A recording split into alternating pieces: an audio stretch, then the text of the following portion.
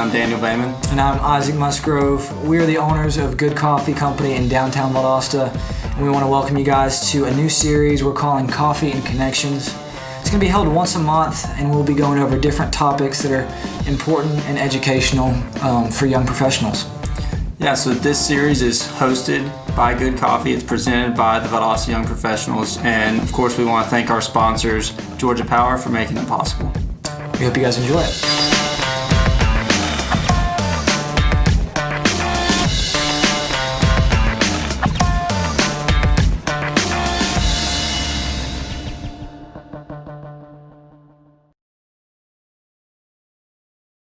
All right, so the first question we have is why the path of entrepreneurship versus, just going out and getting a job?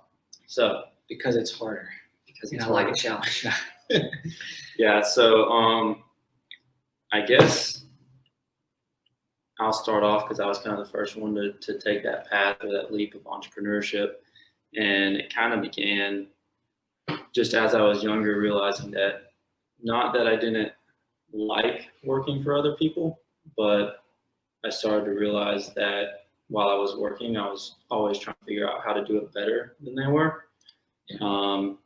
Not that I wanted to do it better, or not that I just felt like there was a way to. So that's what kind of got me into entrepreneurship, into starting my own business and following along that path. So, what about for you? Yeah, I can definitely relate to that.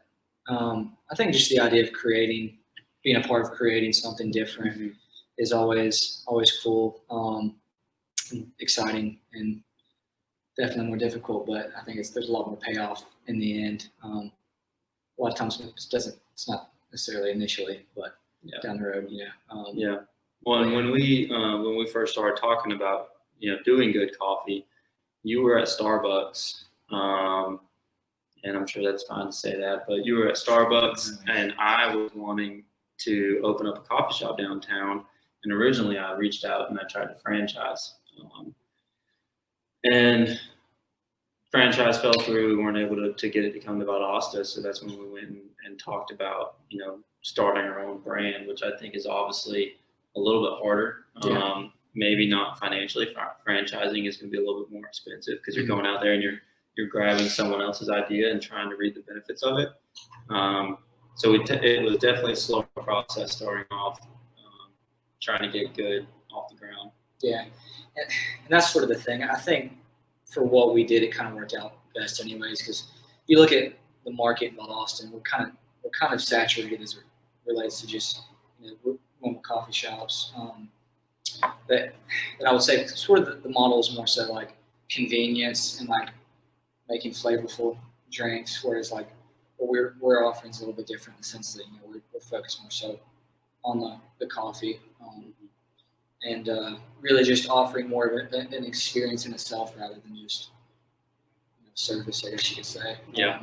So and I really think for us, like I was saying earlier, like in starting your own business, you're able to do things differently and to create sort of a different service compared to when you're working for someone else. Well, that kind of goes into one of our next questions, which is like, what were the early steps of creating a business? Yeah. You're able to look and see how other people did their business. So look at your competitors, both locally and nationally. Kind of pick and choose what you like about their business, what you think will stick. And that's kind of what we did for the first probably 8 months. Yeah, it definitely took us a second to get to the point where we realized, like, I don't know if this would work out. Until we decided we were going to try to do something different. Yeah. Because especially so we're downtown Valdosta, which is sort of one of the more inconvenient places to get to if you live in Valdosta. So with that being said, we sort of had to create something that drew people in, even with that being kind of a factor in play. So that for us, it was again like creating an experience for people, creating a product that you would drive and go out of your way and park, parallel parking a lot of the times to get that product. And it ended up working out. And I think when we decided that we were gonna just kind of completely sell out and go in, like basically fully committed to the idea of a specialty coffee shop, is when starting to see like, okay, we can make this happen. We can do this in Boston. We can do something different. Yeah. And so going back to some of the early steps, so the first thing you have to do is, form your business. I would always recommend talking to an accountant to kind of get an idea of how to form that business. We went with LLC, but we didn't have a business name. So we were sitting on the porch at Redout when we came up with the concept of Good Coffee, the actual name of Good Coffee. Yeah. We were throwing around. We had a thread of, I don't know, we must have done 100 different names. And every single one we were thinking of was already taken. And then whenever our good friend Shane helped us come up with Good Coffee, we looked into it, wasn't taken, and then that was kind of where we realized, okay, this is it. This is what we're going to run with. We didn't have the whole vision down, but I mean, that was kind of the moment I remember. We've been tasting coffees for a while. We've been, talking about it for a while, but that was kind of the moment where it clicked with me, like, all right, this is actually going to be a thing, and this is where we begin. And I think even in the name, we were really looking for something that was original. going. Yeah, that's original. It's really going to stand out. Like a lot of people walk in, they say like, "Oh, what's good coffee?" So it's like I start off with what's good. What's good? It's like not quite. And I think that's just a part of sort of what we had to do to kind of set ourselves apart.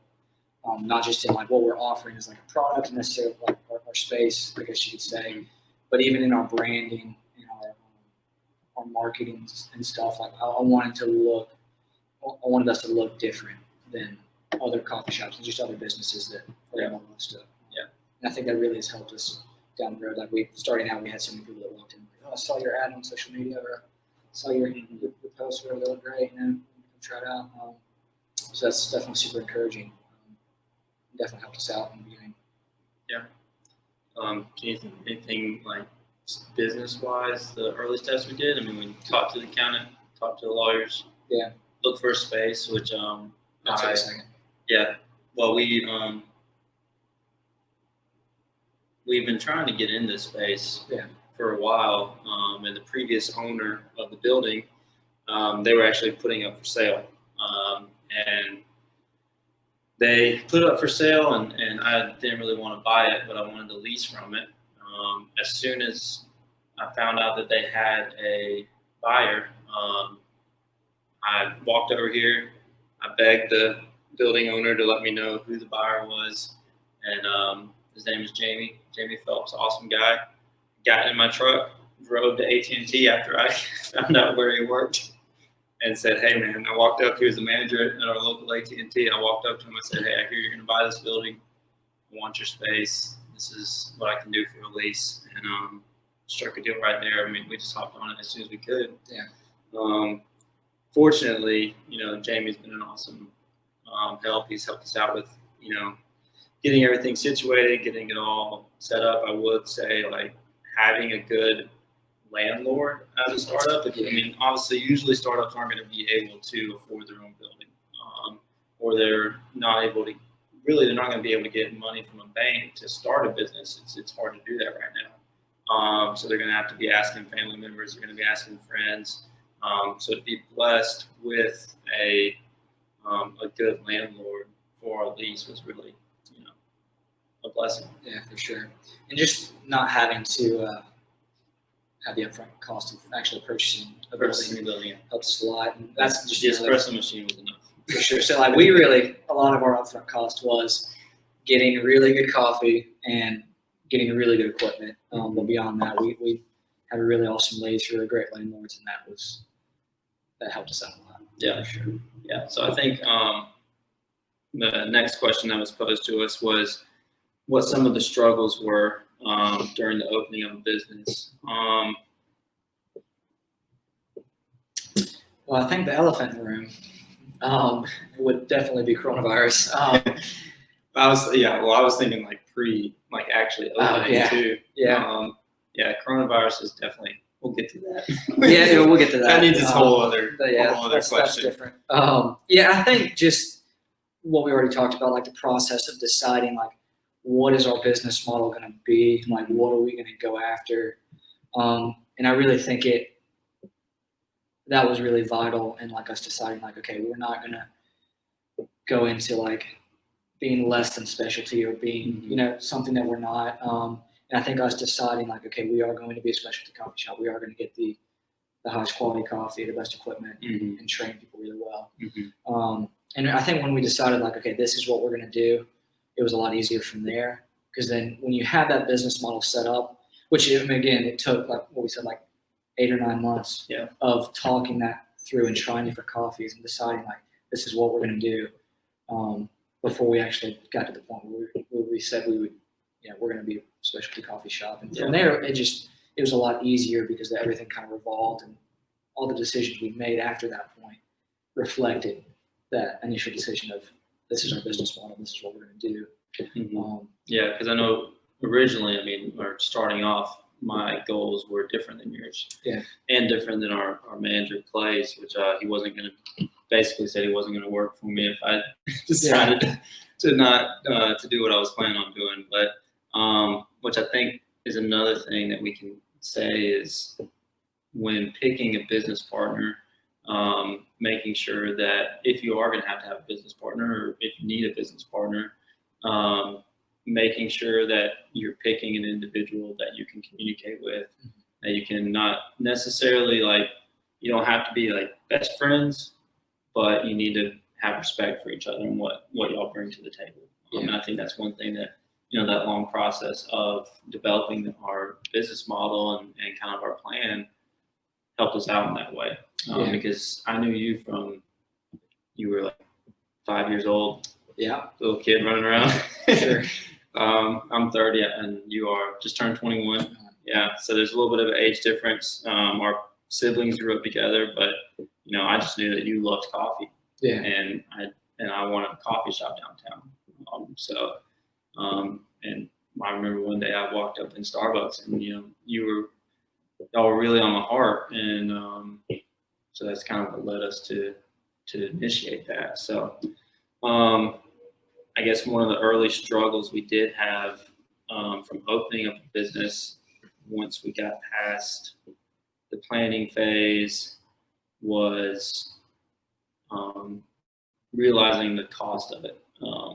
We were gung-ho, like, oh, we're going to be able to do this. No matter what you research online, it's pretty easy to go in and Google, you know, how much does it start, or how much does it cost to start a coffee shop? How much does it start to cost a gym? How much does it start to cost this? There's templates all online.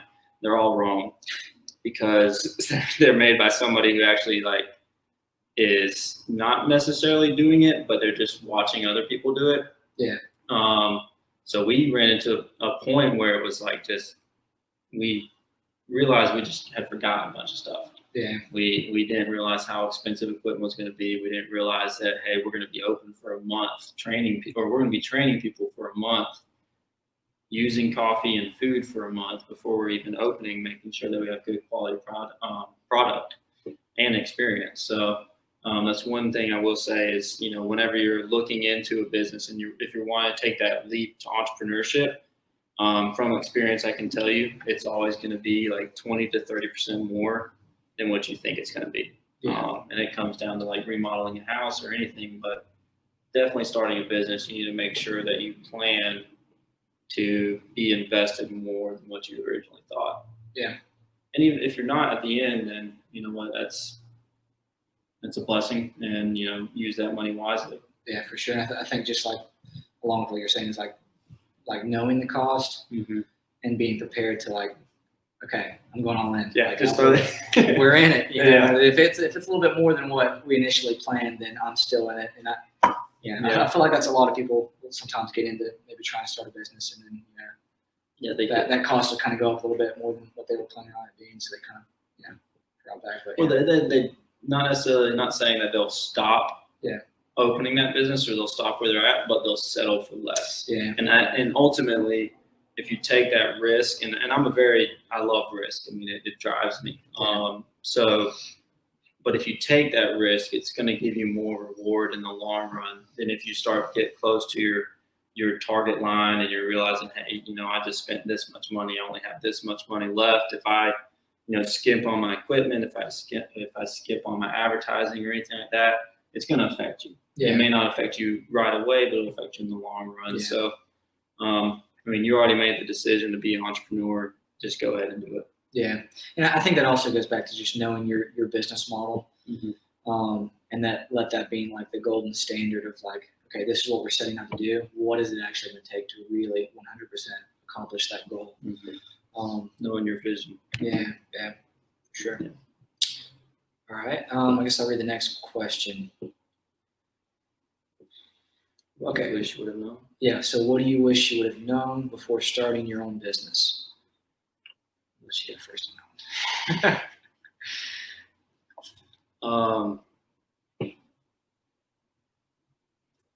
I guess just the time commitment. Yeah.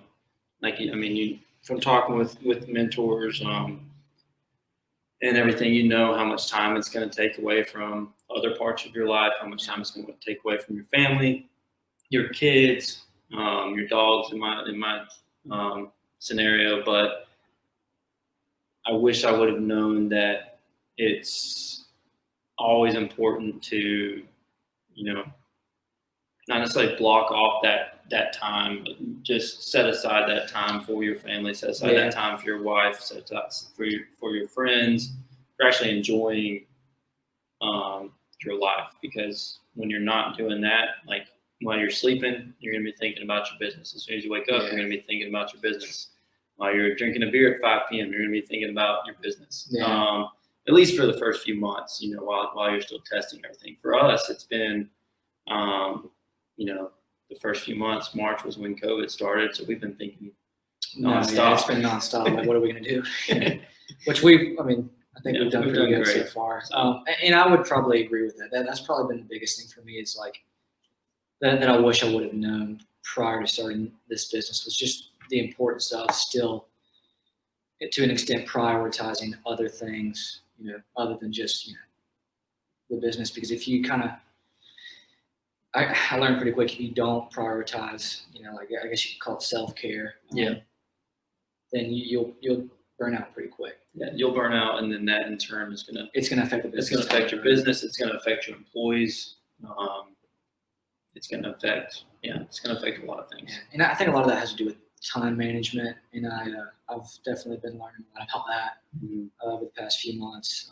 Just the importance of that, and in that scheduling time to, whether it's just doing something you enjoy, to spending time with family or friends, or I'm also really involved at my church, so like even being, continuing to be involved in other things aside from your business is really, really important. Yeah. But so that's the only thing is time. What you wish you would know? Yeah, there's probably other stuff. There's probably gonna be stuff we learn like a week from now too. But yeah. Yeah. I think before we get into the closing stuff, we want to talk a little bit about, kind of our response to the coronavirus. I think it's important to let everybody know. So we're a small business. We're a local business, locally owned business. And so we've been impacted just like most of these other businesses. If not so more, small businesses have been impacted than, your big corporate businesses and everything. And we I think that we did pretty good. We switched our business model into a, fast walk-up window, did all the sanitizing stuff, have pretty much stayed ahead of the lack of product and goods out there. And I think the main thing that, to take away from all this that's been going on is, initially we saw a big dip in sales. We're starting to get back to where we were pre-COVID. And, just to have faith in the process that you built. It's not just like working your tail off and trusting God, but it's also like you put in all that preparation up into this point, and it's gotten you this far, especially if you're an established business. But all that preparation beforehand is going to help you float through this harder time. Yeah. And if you panic, or if you make rash decisions, which not to say we made some pretty bad decisions during that 6-month period, but yeah. Don't go over some of them, but the main thing that I've learned is, you just have to trust all the hard work that you've put into it before. Yeah, and I think just through the coronavirus, there were definitely a lot of areas that we had to kind of adapt and kind of flow through as we were getting new regulations and stuff, and trying to just be aware of the well-being of our staff and our customers and stuff. So like what you said, like we opened up the walk-up window, and it was almost like a drive-through, which is something that we were kind of against at first. Mm-hmm. But I mean, it was one of those things where we just kind of did what we had to do. But I think one thing that really helped us out is we still didn't, we didn't kind of, I don't know what a good word would be, but we stayed strong with our mission and our focus. So like we stayed focused on what our business model was. So we didn't lower our quality or our expectation of what we're offering people, which I think helped us through that too, even in the slump in sales and whatnot. But yeah. So the next thing we're going to go into is some of the resources for young professionals out there. Obviously, you have the Valdosta Young Professionals. I encourage you to go on their website and sign up, ValdostaChamber.com. On there, you can also find the SEEDS program, which is a free business resource center hosted by and ran by a great lady named Betty. And then we're going to go over some of our tips. Yeah, so I guess to start off, I would probably say a good tip that I wish I would have known. And I mean, I kind of figured it out pretty early on, just realizing that there's only so much that I know and so much that I'm capable of doing, even just with my own giftings and stuff. But be willing to look and find people in your own, I guess, spheres that can help you, whether it's even if it's just like a piece of advice or in them offering their expertise or whatever. I know that when we started out, we had a lot of close friends and family members that were able to kind of help us in developing our business model, and even just in the practical sense of just, I mean, I know just for instances in our media kind of department and marketing, we had a lot of people that really helped us, whether it's just in video recordings and coming up with good content and stuff that really kind of helped us get that initial boost we needed to start a business. So I would say, I mean, it really takes a team to start and run a business. And really, the bigger your team is, the easier it's going to be in running that business, and the better your chances are for success. Yeah, that's when it comes to building that team. One of my takes on it is it's always good to seek out mentors in different areas. We have a mentor that we use for video and marketing and everything. I personally have mentors that I use for marriage and my spiritual relationship, and all the way into having multiple mentors for business. And it's usually people in the community that have built successful businesses that I know personally, and I still, even though I have businesses, I still go and I meet with them on a regular basis and bounce ideas off of them, vent to them about stuff that's going on. So one thing I do, it does take a team, not just in your own business, but, as a leader, and as someone who's, not just developing and not only taking care of your own family or your own life, you're impacting others' lives. You don't need to do that recklessly. Yeah. So I think seeking out wisdom from others is always a good thing. Yeah, I definitely think it's less about what you know and what you're capable of, and more so about what those around you know. Yeah, and finding those people who can really kind of pour into that. Yeah, and building a team. And I mean, it comes down to, reading about it, whether, on Reddit, whether it be books, watching, I don't know about any movies, but there are some good podcasts about people that have developed great businesses. The other thing that tip-wise that I think will help as a business owner you're obviously going to have employees. You're going to have people that look up to you on days that when you have hard days. They're going to see that. They're going to respond to how you interact with them on those days. And we've talked about this before, and it's kind of resonated with how I've tried to be in the past few months is, especially with everything going on. There's a book by Jocko Willink called Extreme Ownership, and he talks about how, as a business owner, you're their leader, and it's up to you to take ownership. Whether they did something wrong, whether you did something wrong, it's up to you to take ownership for it and provide the solution. Yeah. And I think that's where a lot of young entrepreneurs and people that are new into business fail, is thinking that it's supposed to go this way, and if it didn't go this way, there's something else that needs to change. Yeah. Versus maybe it's the way that you're interacting with your employees. Maybe you're not telling them exactly what they're supposed to do. Yeah. You're giving them too free reign or something like that. But in the end, you have to realize that it's your business. What you pour into it is going to reflect how you mold people, how you build people, is going to reflect on how that business performs. Yeah, for sure. And you can't do it alone. No, that's definitely true. And one thing I learned in just starting a business is as it relates to like managing and leading people, is it's less about what you're saying and telling people to do, and more about what you're actually doing, what you're actually walking out, and then how you're actually responding to what's going on. Situation. Yeah. So other than that, tip wise, do your research, reach out to your local community, reach out to the support at VSU, reach out to the support at the Valdosta Chamber, Young Professionals, Seeds. There's a lot of steps that come into opening up a business, and it's important that you don't just jump into it.